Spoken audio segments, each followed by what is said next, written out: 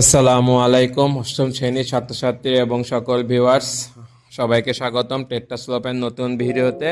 আমরা সম্পাদ্য 3 দেখব আজকে। আগের দুটো ভিডিওতে আমরা সম্পাদ্য 2 এবং 1 দেখেছিলাম। তোমরা ডেসক্রিপশনে সেই লিঙ্কটা পেয়ে যাবে, ওখান থেকে দেখতে পারবা। তো সম্পাদ্য 3 শুরু করার আগে আমরা প্রথমে প্রশ্নটি দেখি।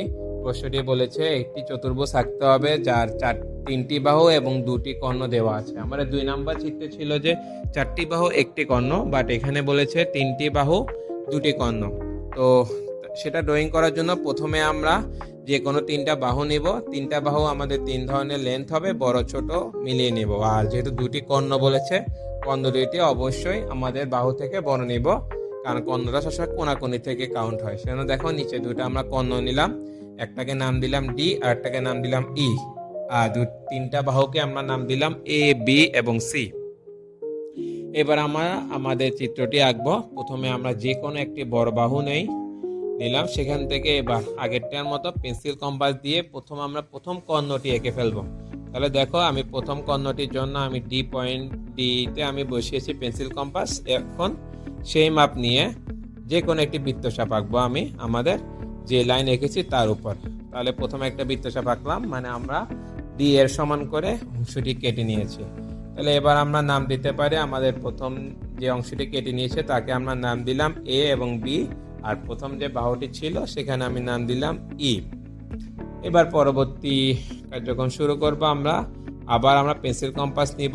এবার আর আমরা কর্ণ নিব না, এবার আমরা বাহুতে চলে যাব। তো প্রথম আমরা এ বাহুটি নিলাম। এ বাহুটির মাপ নিয়ে পেন্সিল কম্পাস এতে বসিয়ে এ বি এর উপরের পাশে একটি বৃত্তচাপ আঁকবে, সেটা এ এর সমান করে আঁকলাম। এই হলো আমাদের প্রথম বৃত্তচাপটি, যা এ এর মাপে। এবার কম্পাসটি আবার বাহুতে বসাও। এবার বি বাহুটির মাপ নেব আমরা। বি বাহুটির মাপ নিয়ে এবার পেন্সিল কম্পাসটি আমরা বি পয়েন্টে বসাবো এবং একই দিকে আরো একটি বৃত্তচাপ আঁকবো। সো আরো একটি বৃত্তচাপ আঁকলাম। এই দুটো বৃত্তচাপ আমাদের একটা পয়েন্টে সেট করে। এখন এই পয়েন্টের সাথে আমরা এ এবং বি কে যোগ করে দেব। তাহলে এই পয়েন্টকে আমি যোগ করে দিলাম, এবার বি এর সাথে যোগ করে দাও। হ্যাঁ, এই হলো আমাদের চতুর্ভুজের অর্ধেক কাজ। তো মোটামুটি অর্ধেক কাজ করা শেষ। আমরা একটু নাম দিয়ে দেই। আমাদের বাহুগুলো ছিল একটা এ একটা বি।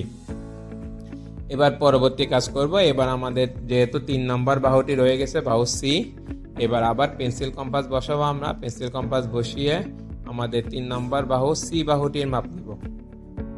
সো কম্পাসটি বসাও আমাদের সি প্রান্তে বসিয়ে এই পাশ পর্যন্ত একটা মাপ নিয়ে নাও। এই হলো আমাদের সি বাহুটির মাপ। এইবার আমি কম্পাসটি এ পয়েন্টে বসিয়ে প্রথম যেখানে আমি যদি বৃত্তচাপ এঁকেছিলাম তার উল্টা পাশে, মানে এ বি এর নিচের দিকে আরও একটি বৃত্তচাপ আঁকবো, সেটা সি এর মাপে। এইবার শুধু আমাদের একটা জিনিসই রয়ে গেছে, ই ছিল একটা কর্ণ। আর আমরা জানি কি একটি চতুর্ভুজের কর্ণ সবসময় কোণাকোণি হয়, এক কোণা থেকে এক কোণা। তো প্রথম আমাদের এ বি একটা কোণাকোণি নিলাম, যখন আরেকটা কোণাকোণি নিতে হবে, তার মানে সেই জন্য আমরা আমাদের কম্পাস থেকে উপরে বসাবো। উপরে বসিয়ে নিচে ডাইরেক্ট কেটে নিব, যাতে কোণাকোণি একটি মাপ পাওয়া যায়। তাহলে দেখো আগেরটা ছিল বাহু ছিল বলে আমরা পাশে নিয়েছিলাম, বাট এটাতে কর্ণ বলে উপর থেকে নিতে হবে। এই জিনিসটা একটু মাথায় রাখতে হবে। কর্ণ যখন দুটো বলবে এক কোণা থেকে এক কোণা কাউন্ট করবো আমরা। এখন আমরা যে দুটি পয়েন্ট পেয়ে গেলাম, এই পয়েন্টের সাথে আমাদের এ এবং বি কে যোগ করে দিব। তাহলে দেখো এ বি যোগ করে দেওয়ার পরে আমাদের একটি চতুর্ভুজ পেয়ে গেলাম। এই চতুর্ভুজটাই আমাদেরকে আঁকতে বলেছিল। এবার আমাদের বাকি যে মানগুলো ছিল এখানে আমরা নামগুলা বসিয়ে দেই। তাহলে এখানে আমি সি যেহেতু সি এর সমান করে যেহেতু সি আঁকছিলাম, আমি সি বসালাম। আর কর্ণটা ছিল এক কোণা থেকে এক কোণা, তাহলে আমি সেটা একটু এঁকে দেই, উপরের কোণা থেকে নিচের কোণা। আর এটা ছিল ই এর মাপে, তাহলে এটার পাশে তুমি ই লিখে দাও। আগেটা ছিল আমাদের ডি, তো ডি লিখলাম। আর এখন যেটা নিলাম সেটা ছিল ই লিখলাম। এবার আমরা চতুর্ভুজটা আমাদের ইচ্ছা মতো একটি নাম দিতে পারি। এখানে আমি আগে থেকে এ বি দেওয়া ছিল, তাহলে একটা সি বসালাম উপরের পার্টে এবং নিচের পার্টে একটা ডি বসালাম। তাহলে এই হলো আমাদের চতুর্ভুজটির নাম হলো এ সি বি ডি অথবা এ ডি বি সি, যাই বলা যায়, বা নিজের ইচ্ছা মতো নাম দিতে পারো। সো এটা হলো সহজভাবে দেখানো। আশা করি তোমরা পারবে, বারবার প্র্যাকটিস করবে। দেখা হবে পরবর্তী ভিডিও কনস্ট্রাকশন নাম্বার 4-এ। সো ধন্যবাদ সবাইকে।